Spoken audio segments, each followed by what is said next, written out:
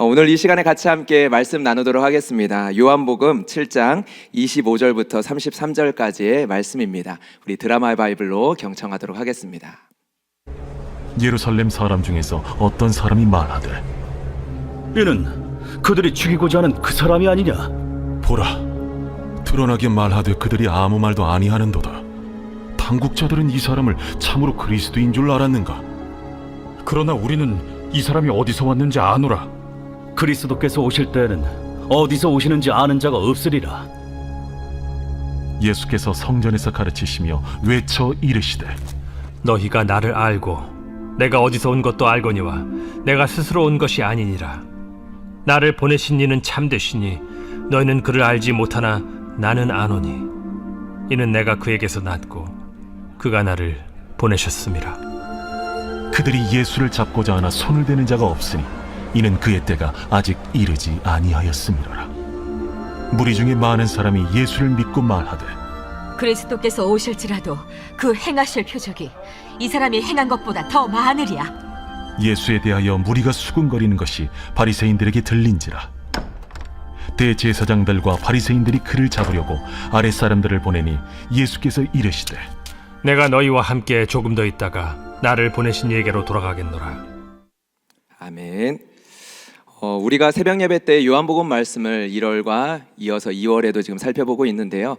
오늘 오후 예배 말씀을 본문을 정하면서 우리 새벽 예배 때 나누어지는 본문들 빼고 우리 성도님들이 듣지 못한 본문은 어디가 있나 이렇게 찾아보다가 이 7장 본문을 선정하게 되었습니다. 우리 하나님을 안다는 것이라는 제목으로 우리 잠시 말씀 나누도록 하겠습니다. 우리가 같이 함께 읽은 요한복음 7장의 시점은 예수님께서 십자가에 못 박히시기 전 대략 6개월 전 정도입니다. 예수님께서 사역을 시작하신 지 이제 공생애의 사역이 2년 반이 지난 시점인 것이죠. 그리고 이 시기에는 예수님을 잡아 죽이려고 하는 여론이 굉장히 거세진 시점입니다. 25절을 보면 예루살렘 사람들이 예수님을 보고서 어떻게 이야기하고 있는지 그 장면을 보면 당시 지금 예루살렘의 분위기와 상황이 어떠한지를 쉽게 짐작할 수 있습니다. 예루살렘 사람 중에서 어떤 사람이 말하되 이는 그들이 죽이고자 하는 그 사람이 아니냐. 이미 예루살렘의 안에는 유대의 종교 지도자들이 예수님을 잡아 죽이려고 하는 계획이 있다라는 것, 이것은 비밀이 아닌 모두가 알고 있을 정도의 상황이었다라는 것입니다. 예루살렘 거리에서 예수님을 마주친 사람들이 이야기를 합니다. 이 사람이 그 예수라는 사람 아니냐. 사람들이 자칭 메시아라 얘기하는 이 사람을 당국자들이 잡아 죽이려고 하지 않았느냐. 그런데 왜 지금 버젓이 걸어 다니느냐. 그러면서 사람들은 그가 메시아가 맞는지, 그가 구약에서 예언하고 있는 그 그리스도가 맞는지 아닌지를 놓고 논쟁을 합니다. 어떤 사람들은 그가 메시아임을 믿기에 따릅니다. 그리고 어떠한 사람들은 그가 메시아가 아니라 믿기에 그를 죽이려고 합니다. 얘기를 주고받는 사람들 중에 예수님을 메시아로 믿지 않는 사람들이 그 이유에 대해서 이렇게 이야기를 합니다. 요한복음 7장 27절 말씀입니다. 그러나 우리는 이 사람이 어디서 왔는지 아노라. 그리스도께서 오실 때에는 어디서 오시는지 아는 자가 없으리라 하는지라. 당시 선생으로 불려지는 랍비들 사이에서는 메시아가 오실 때, 구원자가 오실 때 이스라엘을 구원하시기 시작하실 때까지는 그가 알려지지 않을 것이라는 이야기가 가르쳐졌다고 합니다. 이 선생들이 이야기하는 것은 이사야 7장 14절의 말씀을 일부 근거한 말일 수 있습니다. 우리가 잘 아는 말씀입니다. 그러므로 주께서 친히 징조를 너희에게 주실 것이라. 보라, 처녀가 잉태하여 아들을 낳을 것이요 그의 이름을 임마누엘이라 하리라. 임마누엘, 하나님이 우리와 함께 하신다. 우리와 함께 하시기 위해 오실 그때 메시아는 처녀에게 잉태할 것입니다. 초자연적인 방법으로 그는 태어나게 될 것입니다. 이것이 그들이 생각하는 메시아의 징표였습니다. 그런데 예수는 아니라는 것이죠. 그리스도께서 오실 때는 어디에서 오는지 아는 자가 없어야 하는데 우리는 이 사람이 어디서 왔는지, 어느 출신인지, 어느 지역 출신인지, 그리고 그가 어느 집안 사람인지, 심지어는 부모가 누구인지, 그리고 그의 형제가 누구인지 알고 있지 않냐라는 것이죠. 이 사람들이 가지고 있는 예수님을 안다라고 말하는 그 지식이 예수님을 참으로 알 수 있게 만드는 길을 가로막았습니다. 여러분, 우리가 생각해 볼 것은 예수님을 알아가는 일에, 예수님을 아는 일에 방해가 되는 것은 예수님을 모르는 것이 아니라 예수님을 알되 잘못 아는 것입니다. 예수님을 모르면 예수님에 대해서 배우면 되고 경험하면 되고 만나면 됩니다. 그런데 내가 예수님을 안다라고 말을 하는데 그 지식이 잘못되었다면 그것만큼 신앙에 큰 걸림돌이 되는 것은 없습니다. 우리의 신앙에 걸림돌이 되는 것도 마찬가지죠. 차라리 우리가 소경입니다, 우리는 눈이 보이지 않습니다, 우리는 모르겠습니다, 알려주세요라고 말한다면 차라리 다행입니다. 그런데 나는 안다라고 말을 하는데 하나님 보시기에 우리를 바라볼 때 너희는 소경이다 라고 한다면 그것만큼 큰 문제는 없습니다. 이 장애물을 깨트리는 것 결코 쉽지 않기 때문이죠. 예수님께서 9장 42절을 보면 하신 말씀이 바로 이 말씀입니다. 예수께서 이르시되 너희가 맹인이 되었더라면 죄가 없었으려니와 본다고 하니 너희 죄가 그대로 있느니라. 예수님이 보시기에는 바리새인들이 예수님을 알아보지 못하는 소경이었습니다. 그러나 그들은 성경을 잘 알고 있다라고 이야기합니다. 그는 하나님과 하나님의 뜻과 하나님께서 보내신 자를 잘 알아듣고 볼 수 있을 거라고 생각했을 것입니다.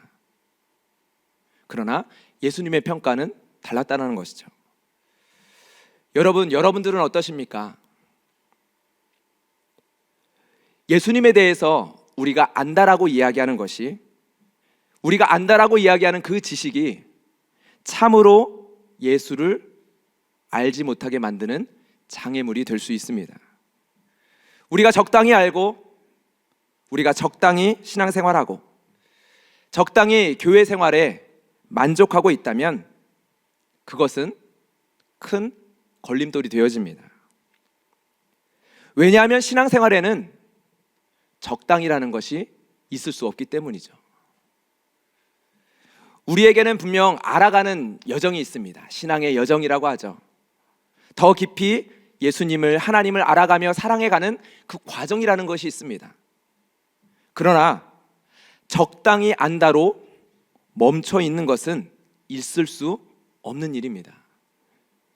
거기에서부터는 하나님을 알되 잘못 아는 것입니다. 그분은 우리가 적당히 사랑할 수 있는 분이 아니시기 때문이죠. 이것은 명백합니다. 왜일까요? 그분이 우리를 사랑하신 방식이 적당히가 아니었기 때문이죠. 그분은 우리를 적당히 사랑하신 분이 아니기 때문입니다. 여러분, 신앙은 관계라는 말 많이 들었죠. 그리고 그 관계는 사랑에 기초합니다. 우리의 사랑의 유일한 대상이신 예수님이 우리를 적당히 사랑하지 않으셨는데, 자신의 전부를 주심으로 사랑하셨는데, 그렇게 우리에게 다가와 주셨는데 그 사랑의 대상인, 그 사랑에 응답하는 대상이 그러한 저와 우리가 적당히 반응하고 적당히 거리를 두고 적당히 신앙생활을 할 수 있다? 말이 안 된다라는 것입니다. 이것은 예수님을 알되 잘못 알고 있다라는 증거입니다.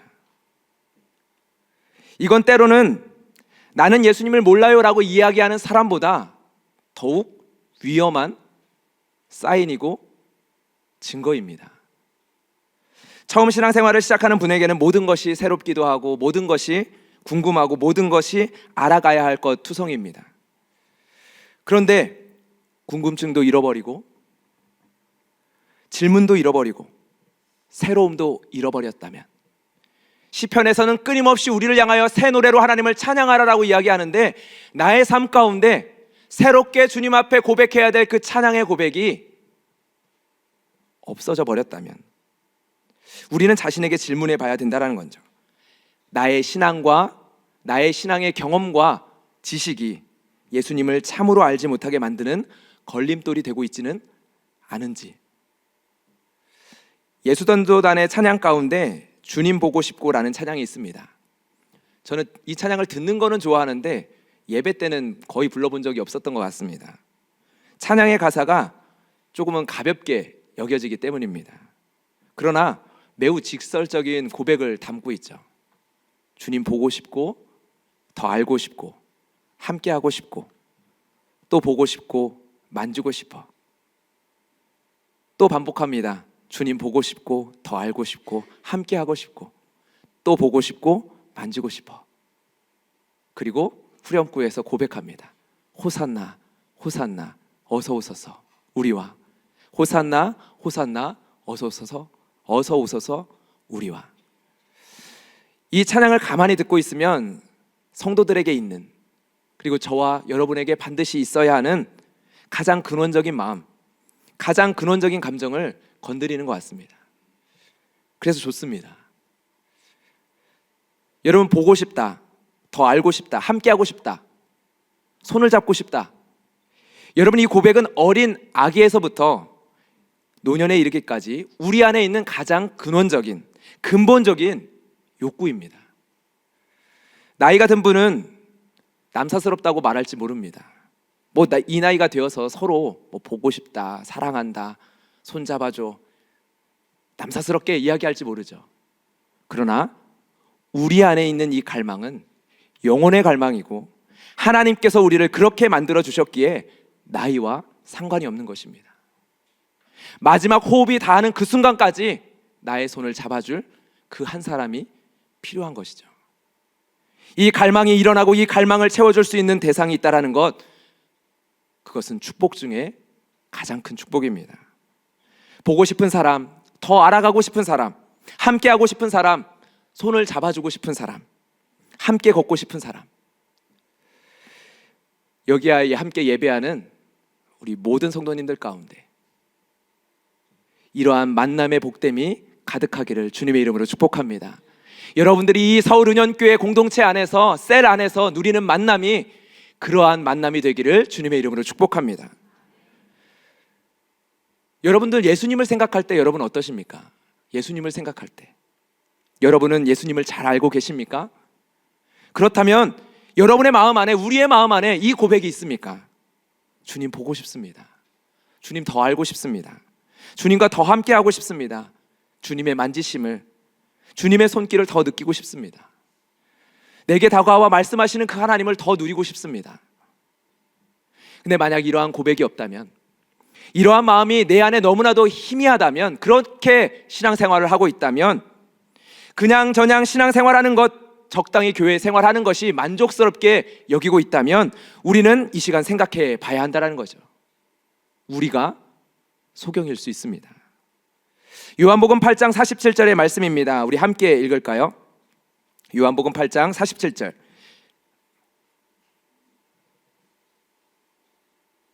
없나 봅니다. 제가 읽겠습니다.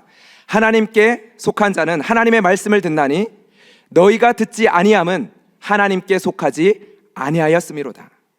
하나님께 속한 자는 하나님의 말씀을 듣나니 너희가 듣지 아니함은 하나님께 속하지 아니하였음이로다. 여러분, 소경됨을 고백할 수 있는 것, 그것이 은혜라는 건 여러분 아십니까? 복음서를 펼쳐서 보십시오. 우리가 요한복음 말씀을 보고 있는데 요한복음 말씀과 복음서들을 이 시간들 가운데 계속 한번 살펴보십시오. 온통 어떠한 고백들로 가득합니까? 내가 눈이 보이지 않습니다. 내가 걸을 수가 없습니다. 내가 궁핍합니다. 내가 목마릅니다. 다윗의 자손 예수여 나를 도와주소서. 나는 당신의 만지심이 필요합니다. 당신의 옷자락이라도 내가 손을 댈 수 있다면, 단 한 번이라도 당신의 얼굴을 내가 볼 수 있다면. 여러분, 예수님이 찾아가신 사람들, 예수님이 손을 내민 사람들, 예수님께서 손을 대시고 치료하신 사람들, 예수님께서 돌아보시고 또 예수님께서 멈춰서시고 바라보신 사람들, 그 이름을 부르신 사람들은 한결같이 이 유사한 고백을 하고 있습니다. 나는 당신이 필요합니다. 주님 보고 싶습니다. 주님 더 알고 싶습니다. 주님 더 함께하고 싶습니다. 이 시간 예배하는 저와 여러분들 가운데 이 고백이, 이 마음이 가득하기를 주님의 이름으로 축복합니다. 예수님께서는 이어서 28절에 이렇게 말씀하십니다. 너희가 나를 알고 내가 어디서 온 것도 알거니와 그러나 너희는 가장 중요한 것, 나를 보내시니 참되신 이를 알지 못한다. 이 말은 결국 하나님이신 예수님도 알지 못하고 있다는 이야기죠. 이들은 구약의 말씀을 알고 있고 하나님을 섬기는 자였습니다. 구약의 말씀을 통해 메시아가 오실 것을 이들은 기다리고 있었고 그 메시아가 어떻다 설명하기도 했습니다. 그러나 정작 임마누엘 하신 예수님께서는 그들이 하나님을 모른다 이야기하고 있죠. 아무나 아버지에게 올 수도 없고 누구나 아버지를 알 수도 없습니다. 마태복음 11장 27절의 말씀입니다. 아버지 외에는 아들을 아는 자가 없고 아들과 또 아들의 소원대로 계시를 받는 자 외에는 아버지를 아는 자가 없느니라. 여러분들은 어떠십니까? 하나님을 알고 계십니까? 예수님을 알고 계십니까? 오늘 본문 30절의 말씀은 하나님을 안다라는 것이 무엇인지 예수님의 모습을 통해서 우리에게 흥미롭게 보여줍니다. 우리 30절의 말씀 매우 인상적인 표현인데요. 한번 같이 함께 읽겠습니다. 시작.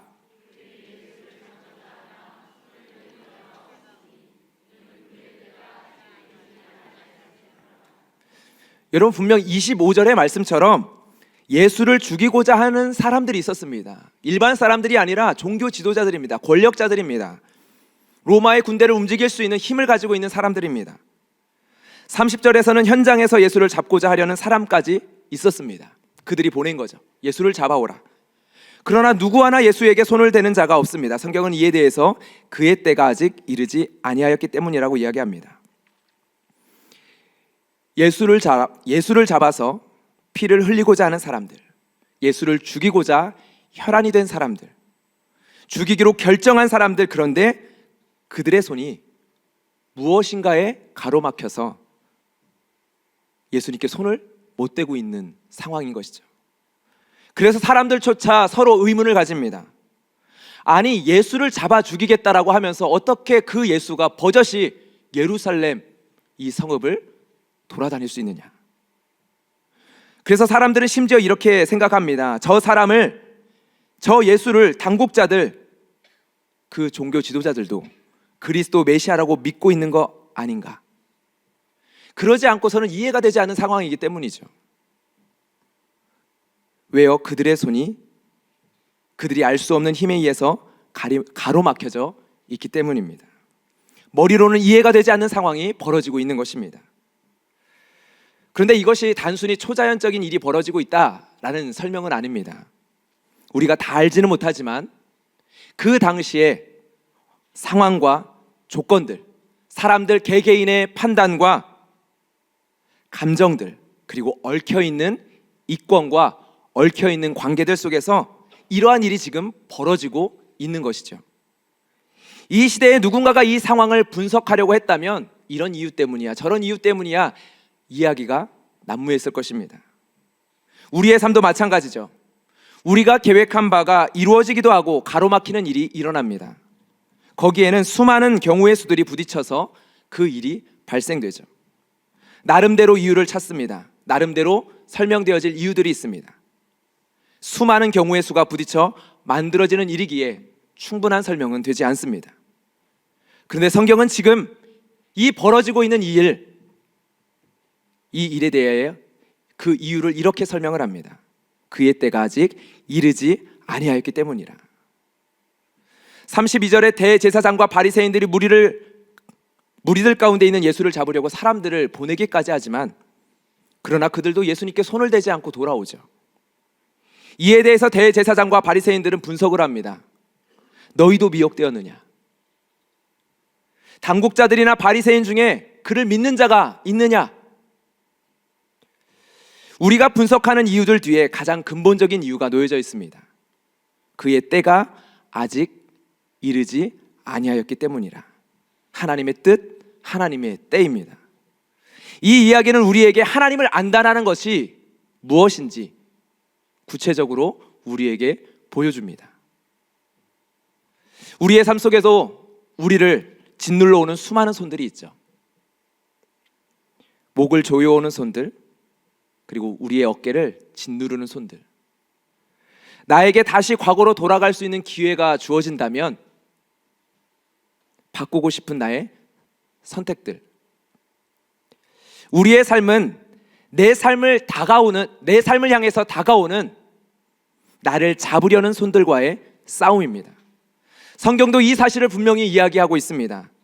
우리를 향해 우는 사자와 같이 두루 삼킬 자를 사단 마귀가, 대적 마귀가 찾고 있다라고요. 우리는 깨어 있어야 합니다. 그런데 오늘 본문이 보여주고 있는 예수님의 모습은 어떠냐라는 것입니다. 예수님의 삶은 너무 고요합니다. 지금 예수님의 삶을 덮쳐오는 폭풍은, 파도는 너무 거센데, 그 바람은 거세고 흉폭하기까지 한데, 그 속을 예수님께서 걷고 계시는데 그 예수님께 물 한 방울 튀지 않는 모습입니다. 사람들이 보기에 예수님은 이미 거대한 폭풍 가운데 집어삼켜졌습니다. 예수님을 잡아 죽이려고 하는 사람들, 비방하는 사람들, 그 예수님을 잡아 붙잡기 위해 권력을 이용하여 사람을 보내는 사람들. 예수님은 지금 인생의 풍랑 한가운데 거하고 계십니다. 그런데 예수님은 너무나도 고요하게 걸어가고 있다는 거죠. 매우 유머스럽게 오늘 본문은 보여주고 있는 것입니다. 예수님을 붙잡고자 하는 사람들, 혈안이 된 사람들 사이에 유유자적 거닐고 계시는 예수님이. 그래서 사람들이 황당해서 그 예수님의 모습을 보며 이야기하기 시작하는 거죠. 그 무엇도 예수님께 영향을 끼칠 수 있는 것이 없습니다. 그 무엇도 예수님을 덮칠 수 있는 것이 없습니다. 예수님께서 말씀하십니다. 29절의 말씀입니다. 나는 아노니 이는 내가 그에게서 났고 그가 나를 보내셨음이라 하시니. 예수님께서는 하나님을 알고 계십니다. 하나님이 보내셨고 하나님의 뜻, 하나님의 때를 걷고 계십니다. 하나님과 함께 걸어가고 계십니다. 찬송가 288장 예수로 나의 구주 삼고의 3절의 가사가 이것을 잘 보여주죠. 주 안의 기쁨 누림으로 마음에 풍랑이 잠잠하니 세상과 나는 간 곳 없고 구속한 주만 보이도다. 그런데 이것이 우리의 마음 속에서만 일어나는 것이 아니라 우리의 삶 속에 일어나고 있다는 것이죠. 예수님의 삶 속에. 여러분, 하나님을 안다라는 것은 바로 이것입니다. 나를 구원하신 이를 알고, 나를 이곳에 보내신 이를 알고, 하나님의 뜻을 알아 그 하나님의 때를 그 하나님과 함께 걸어가는 것. 그런데 여기에는 참 놀라운 신비가 있습니다. 사람의 지혜로는 측량할 수 없는 하나님의 지혜를 마주하게 되어집니다. 우리를 찾아오신 하나님에 대한 기억들, 그리고 성도들을 통하여 듣게 되어지는 그들을 찾아갔었던 하나님을 만났던 그 기억들을 한번 이 시간 생각해 보십시오. 고난한 인생 속에서, 고통의 현실 속에서 오늘도 그 현실을 절망하고 절규하고 살아가고 있었는데 임마누엘 예수님을 경험을 합니다. 자신의 삶에 찾아오신 그 예수님을 경험을 합니다.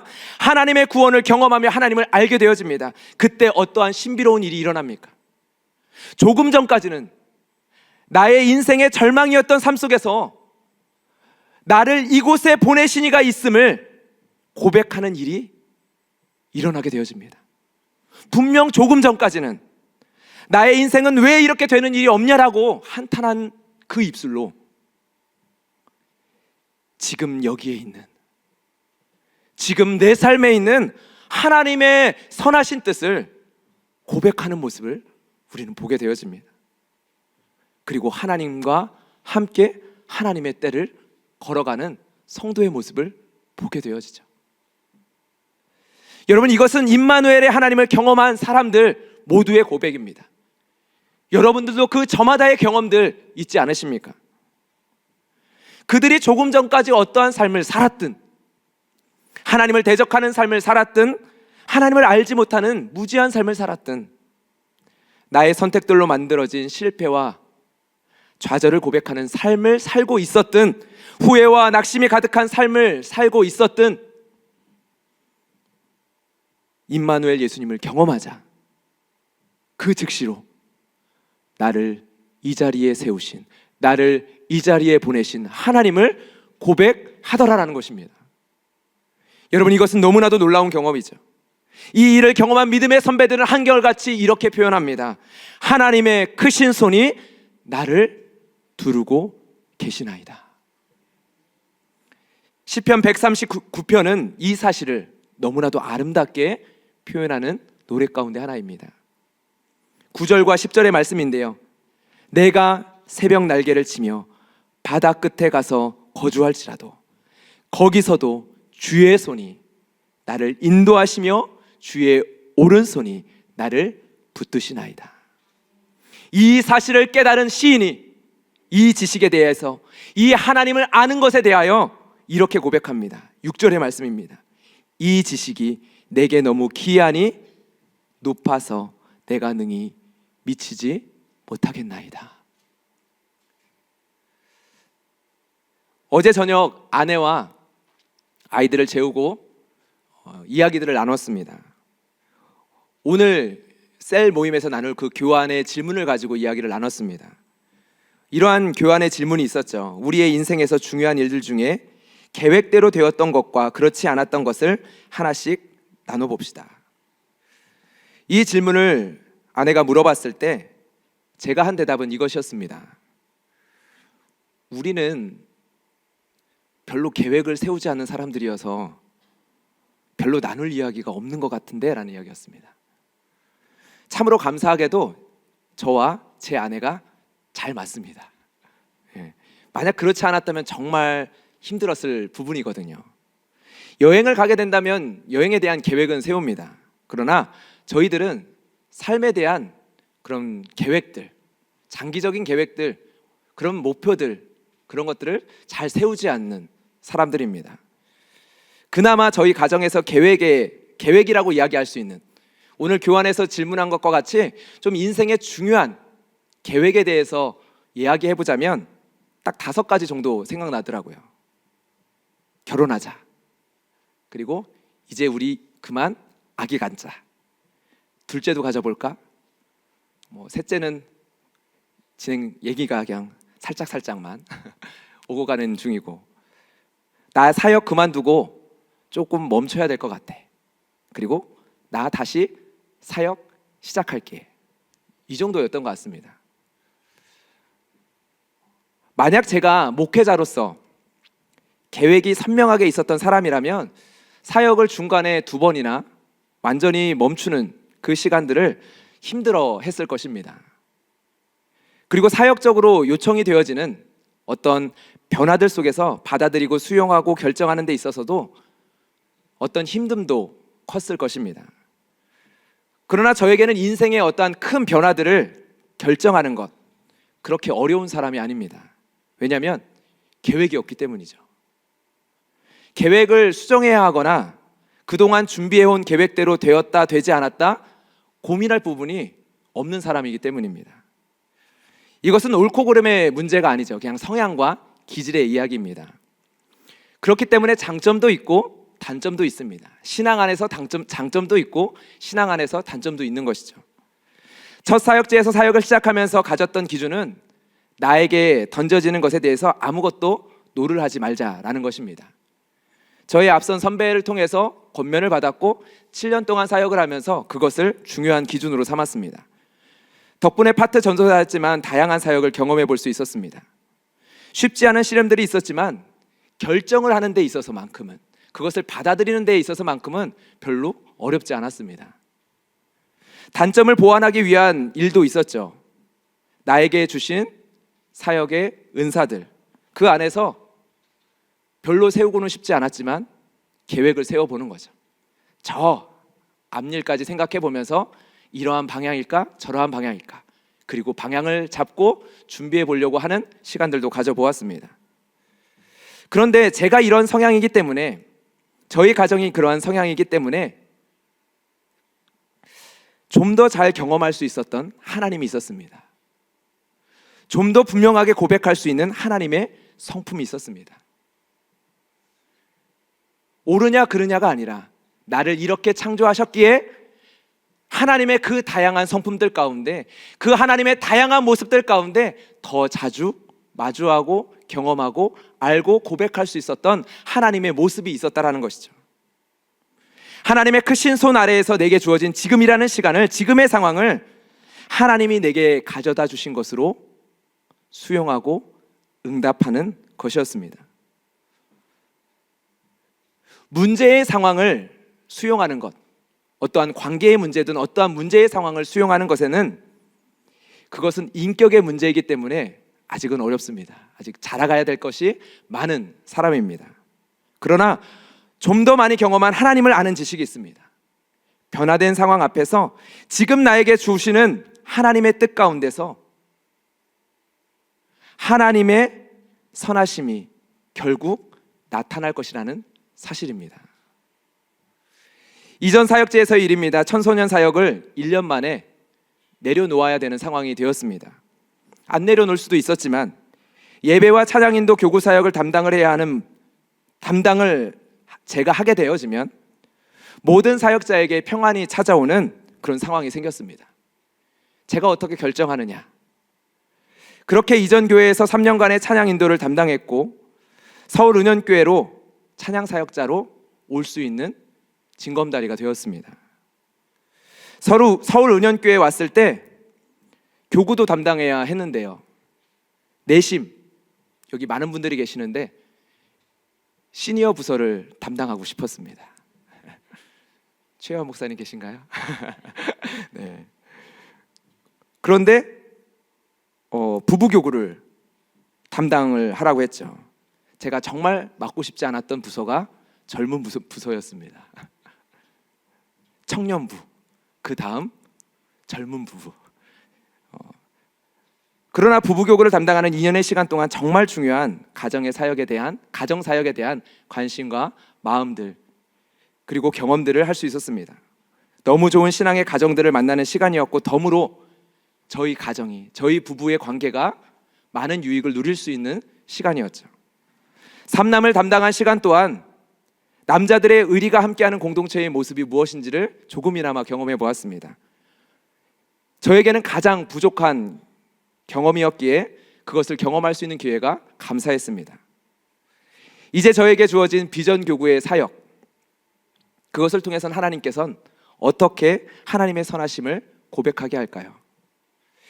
교회 시설을 돌아보는 이 사역을 통해서 하나님께서는 어떻게 하나님의 선하심을 고백하게 만드실까요? 말씀을 준비하면서 지난 2주간의 일을 생각을 해봤습니다. 이 시간들을 통해서 하나님은 어떠한 고백을 하게 할까요? 핸드레일의 종류에는 어떤 것이 있는지, 바닥 카펫에는 어떠한 종류가 있는지 서칭을 하고, 어떠한 본드로 발라야 하는지, 그리고 전용 칼에는 어떤 것들이 있는지 찾아보고, 방음을 위한 흡음재와 차분재의 종류에는 뭐가 있고, 그것을 어떻게 저 1층의 방음을 위해서 준비를 해야 하는지, 업소용 가스레인지와 인덕션의 종류와 그 차이에는 어떠한 것이 있는지 찾아보고, 한마디로 벽을 뚫어보는 이 시간들이 후에 어떠한 방식으로 하나님의 선하심을 고백하는 재료가 되어질 수 있을까요? 우리 시니어분들 여기 핸드레일 있어서 편하신가요? 우리 최유한 목사님께서, 시니어 교구를 사랑하는 우리 최유한 목사님께서 꼭 개강 전에 반드시 핸드레일을 꼭 달아달라고, 3층 복도에 걸어오시는 어르신들 조금이나마 편하게 손잡고 오실 수 있게 해달라고 요청하시더라고요. 여러분들 어떠십니까?